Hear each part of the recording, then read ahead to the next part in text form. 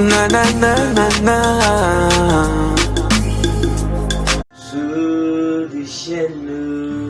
Oui, sur la mèche des chaînes. Si le vent souffle fort, si la barque t'entraîne, n'aie pas peur de la mort. Si la barque t'entraîne, n'aie pas peur de la mort. Si un jour, sur ta route, tu rencontres le mal, ne sois pas dans le doute.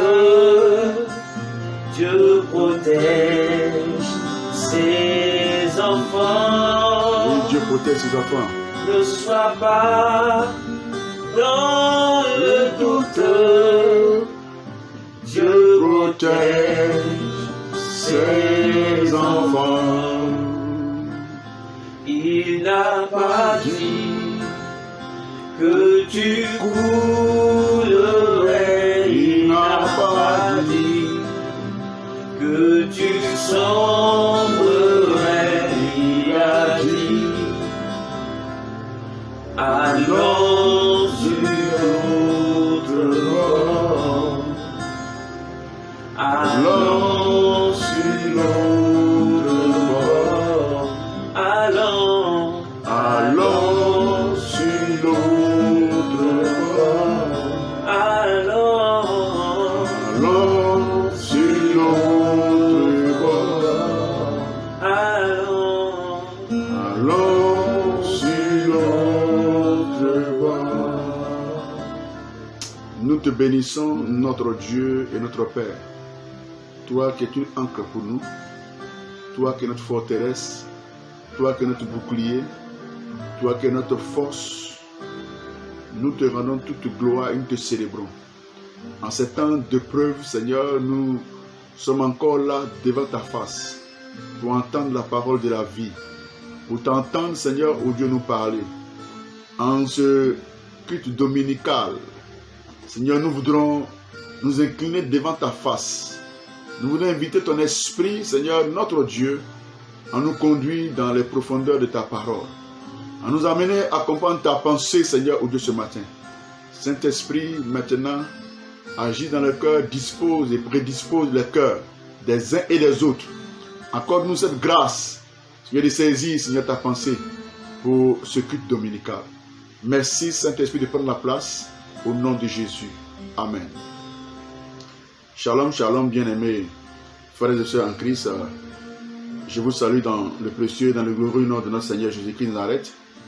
Nous sommes dans la présence du Seigneur. Nous voudrons un temps soit peu demander à chacun de se disposer à l'écoute de la parole de Dieu.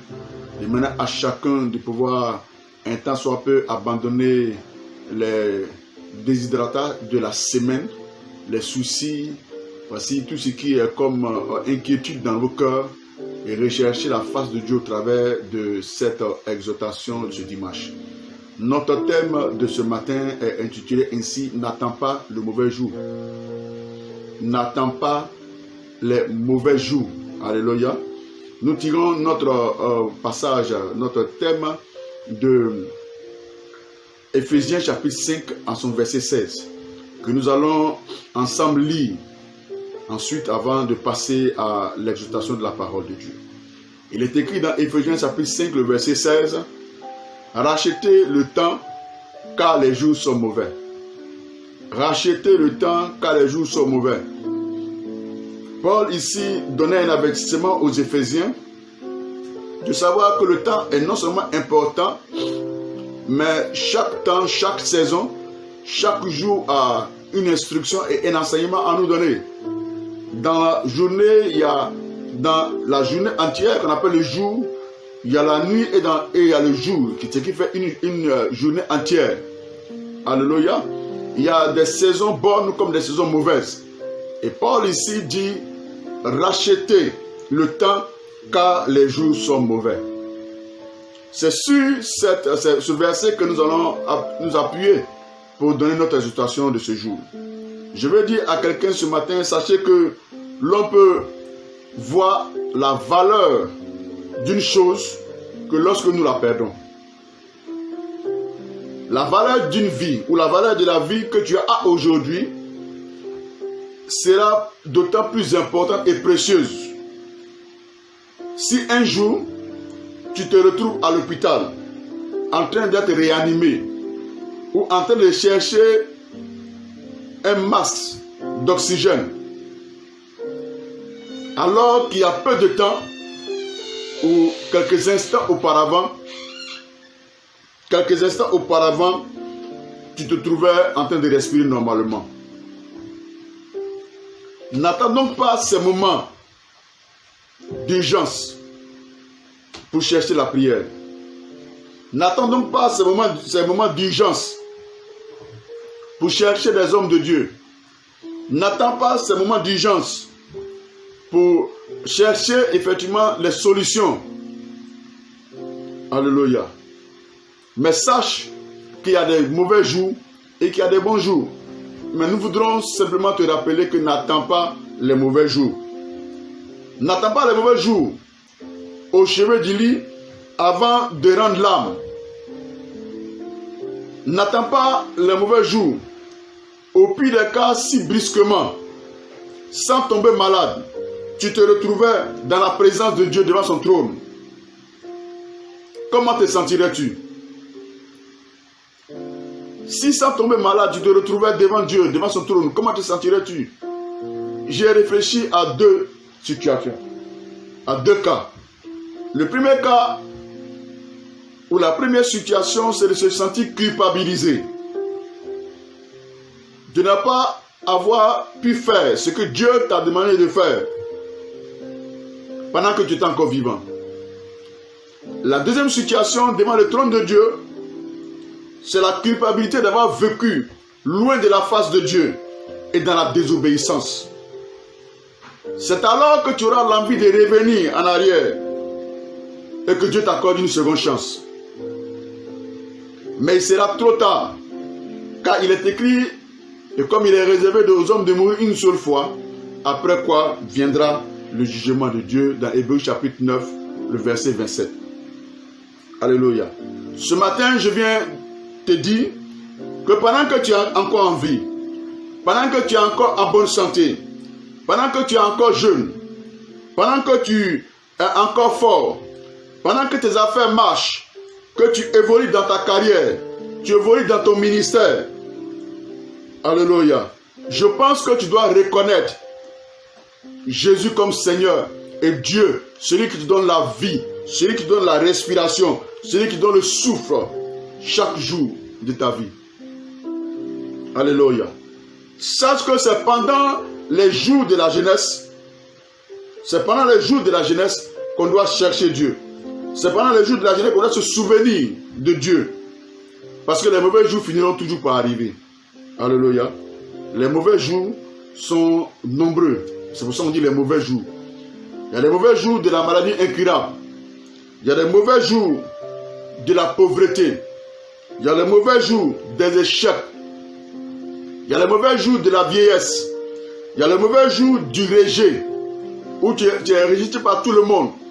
Il y a les mauvais jours de l'abandon. Il y a les mauvais jours de la solitude, où tu n'as personne. Et le pire, le mauvais jour de la mort. Comment te sentirais-tu pendant ce mauvais jour? D'où le thème, n'attends pas les mauvais jours. Dans Matthieu chapitre 16, le verset 19 à 31, nous voudrons relater une histoire. Le riche et le pauvre. Dans cette histoire, le riche plaidait auprès d'Abraham, du père Abraham, d'envoyer des hommes dits aux membres de sa famille de ne pas venir là où il s'était retrouvé après la mort. Il ne trouva pas de place au ciel, alors qu'il était riche sur la terre. Alléluia. Bien qu'il fût riche, il ne trouvera pas de place dans le ciel, bien qu'il fût riche sur la terre des humains. J'aimerais ce matin dire à quelqu'un que tout ce que tu as, tout ce que nous avons sur terre, ne nous servira pas dans le ciel. Alléluia. C'est maintenant que chacun doit parler de Jésus aux membres de sa famille, avant notre mort et avant la leur pareillement. C'est maintenant que chacun doit mettre sa vie en règle. C'est maintenant que chacun doit mettre de l'ordre dans sa vie. C'est maintenant que chacun doit confesser ses fautes et les abandonner. C'est maintenant que nous devons servir Dieu. Et servir Dieu n'est pas une affaire des chômeurs. Servir Dieu n'est pas une affaire des malheureux. Servir Dieu n'est pas une affaire des pauvres. Mais tout homme et toute femme doivent, de toutes conditions, doivent servir Dieu. Alléluia. J'aimerais ce matin rappeler une deuxième histoire. L'histoire d'Abraham. La Bible nous dit qu'Abraham a commencé à marcher avec Dieu alors qu'il était âgé de 75 ans. Il était âgé de 75 ans lorsqu'il sortait de Charan. Et non pas lorsque Dieu lui a demandé de quitter son pays, sa patrie, la maison de son père. Alléluia. Je me suis donc posé une question. N'est-il pas possible que Dieu l'ait appelé plus tôt? Alléluia. Je veux juste faire un rappel ou donner des exemples bibliques. Dieu a commencé à appeler Samuel alors qu'il était enfant. Nous pouvons voir ce récit dans 1 Samuel 3, le verset 8 à 10. Je le répète, Dieu a commencé à appeler Samuel alors qu'il était encore enfant. Notre deuxième exemple, David plutôt a été oint alors qu'il était le plus jeune de sa famille. Toujours dans 1 Samuel, mais le chapitre 17, le verset 14. Le troisième exemple biblique s'agit de Joseph. Alors qu'il avait 17 ans, il a été vendu par ses frères en Égypte. Dans Genèse chapitre 37, le verset 2. Notre dernier exemple biblique va nous rapporter dans le livre de Jérémie, dans le livre de Jérémie, en son chapitre 1, le verset 6. Jérémie était encore enfant quand Dieu l'avait appelé. Et lui-même l'a dit à Dieu, qu'il n'était encore qu'un enfant, qui ne savait pas parler. Alléluia. Jérémie chapitre 1, le verset 6. Et pour terminer, Jésus, notre Seigneur, l'exemple parfait. Alléluia. La Bible nous dit que Jésus, à l'âge de 12 ans déjà, était conscient de l'appel de Dieu, était conscient qu'il devait s'occuper des affaires de son Père. Dans Luc chapitre 2, le verset 41 jusqu'au verset 52. C'est donc sur la base de ces exemples, supposons que Dieu avait commencé à appeler Abraham alors qu'il était encore enfant. Mais nous avons bien lu que c'est à 75 ans qu'il a commencé à marcher avec Dieu. Alléluia. Je me suis posé la question. Abraham ne pouvait pas savoir que c'était Dieu, certainement qu'il appelait. Parce qu'au temps d'Abraham, les hommes adoraient le soleil, les hommes adoraient la lune, les hommes adoraient les étoiles. Les hommes étaient idolâtres. C'est la raison pour laquelle il répond tard à l'appel de Dieu et raison pour laquelle il décide tard de le servir. Je continue pour lui ma pensée. Je dis, si Abraham avait répondu à l'appel de Dieu quand il avait 25 ans, il allait marcher avec Dieu 75 ans de plus. Si Abraham avait répondu à l'appel de Dieu, peut-être qu'il allait avoir Isaac à 50 ans au lieu de l'avoir à 100 ans. Si Abraham avait répondu à l'appel de Dieu plus tôt, peut-être qu'il allait avoir beaucoup plus d'enfants encore après Isaac. Mais il a fallu 25 ans pour que la promesse d'Isaac plutôt, se réalise dans la vie d'Abraham. Alléluia. Supposons qu'il te faut, toi aussi, toi et moi, autant d'années pour que les promesses de Dieu pour ta vie, pour que les promesses de Dieu pour ma vie puissent se réaliser. D'où ne pas attendre les mauvais jours. Ne penses-tu pas que c'est maintenant que tu dois commencer à marcher avec Dieu? Ne penses-tu pas que c'est maintenant que tu dois commencer à servir Dieu? N'attends pas les mauvais jours, je le répète, n'attends pas les mauvais jours. Quel âge as-tu maintenant? As-tu des projets pour l'avenir? As-tu une vision pour ta vie? Alléluia. Ce sont des questions. N'attends pas les mauvais jours. Étant donné que tu ne sais pas combien de temps cela va te prendre, la réalisation de la vision, la réalisation des promesses de Dieu, la réalisation de ton rêve, combien de temps cela te prendra-t-il? Éphésiens nous exhorte à racheter le temps, car les jours sont mauvais. Et il est écrit, voici maintenant le temps favorable. Voici maintenant le jour du salut. Je pense pour ma part que c'est mieux de commencer maintenant à chercher et à découvrir le plan de Dieu pour sa vie. Je pense pour ma part que c'est mieux maintenant de commencer à chercher et à découvrir le plan de Dieu pour sa vie. Maintenant que tu es jeune, maintenant que tu es fort, maintenant que tu es en bonne santé. Alléluia. N'attends pas les mauvais jours. Parce que tu as envie, parce que tu respires, parce que tu as le mouvement de tes membres, parce que tu as l'occasion de pouvoir voir un nouveau jour.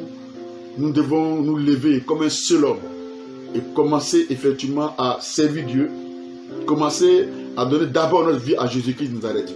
Parce que quels que soient les projets que Dieu peut avoir pour nous, si nous n'entrons pas dans le plan et dans le dessein de Dieu, c'est difficile pour nous de les réaliser. À 75 ans, c'est alors qu'Abraham quitta Charan pour aller à Canaan servir Dieu. Je ne sais pas quel âge tu as, mais je crois simplement que quels que soient les jours restant sur la terre des hommes pour toi, quels que soient les jours restant sur la terre des humains, voici, c'est maintenant le temps, c'est maintenant le jour favorable, c'est maintenant l'occasion qui t'a donné de pouvoir t'élever afin de pouvoir servir ton Dieu. Je vais donc demander à quelqu'un qui m'écoute ce matin et qui n'a pas encore fait la paix avec Dieu, qui n'a pas reçu Jésus-Christ comme son sauveur et comme son Seigneur personnel, de s'incliner dans la prière. Je crois qu'il n'est encore pas trop tard. Ne faisons pas comme cet homme qui a vécu toute sa vie et qui s'est retrouvé maintenant malade, qui s'est retrouvé à l'hôpital au soir de sa vie. Commencer à regretter toute la vie qu'il a passée. Ne faisons pas comme ce riche qui s'est retrouvé de l'autre côté après sa mort et demandait effectivement au père Abraham d'envoyer des hommes pour aller dire à ses parents qu'il les empêche d'arriver là où il est, parce que c'était le tourment qui se trouvait en ce lieu. C'est l'occasion pour toi. Pendant que je suis en train de parler, doucement incline-toi dans la prière, incline-toi dans le cœur et tu vas répéter avec moi cette prière.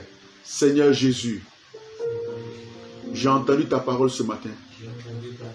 Et pendant que j'ai la vie, pendant que j'ai le mouvement, pendant que j'ai le souffle de vie à moi, je pense que tu me donnes l'occasion de faire la paix avec toi.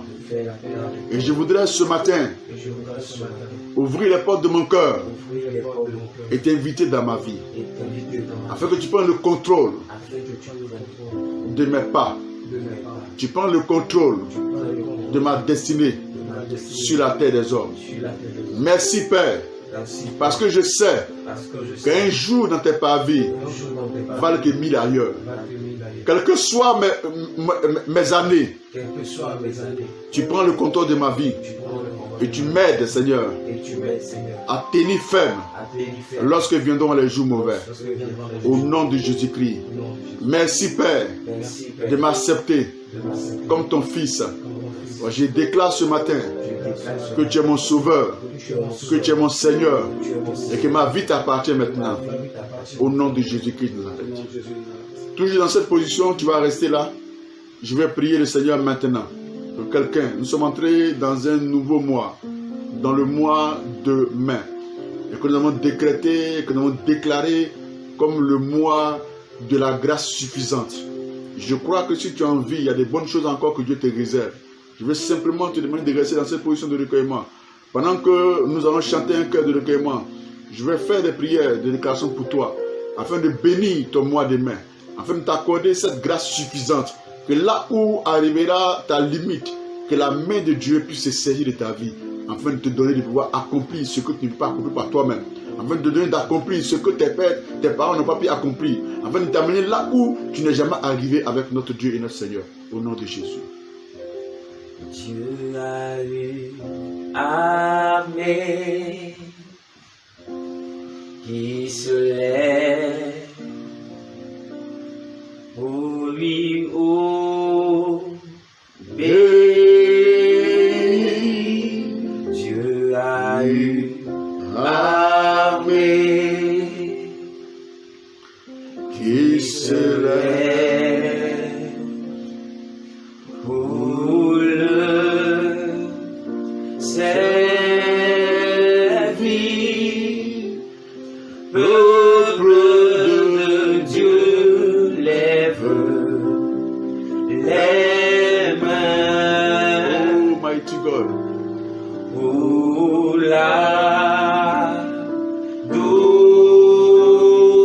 l'adorer.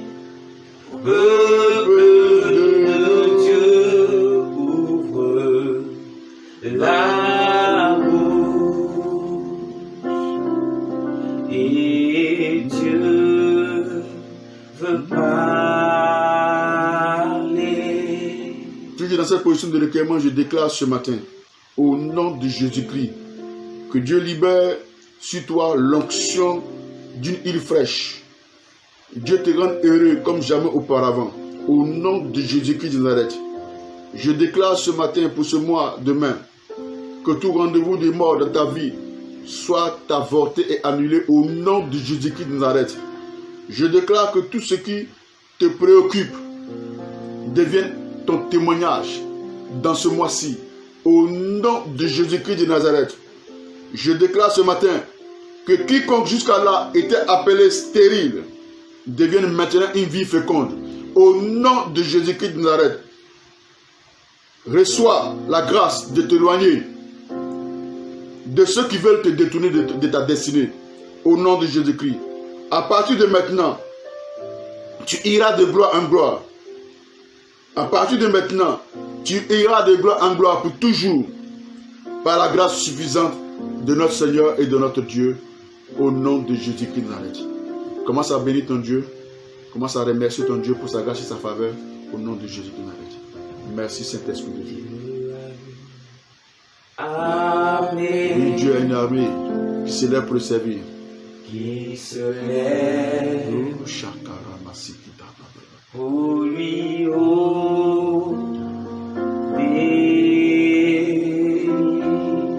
Dieu a eu Amen. qui se lève pour le servir. Peuple de Dieu, lève les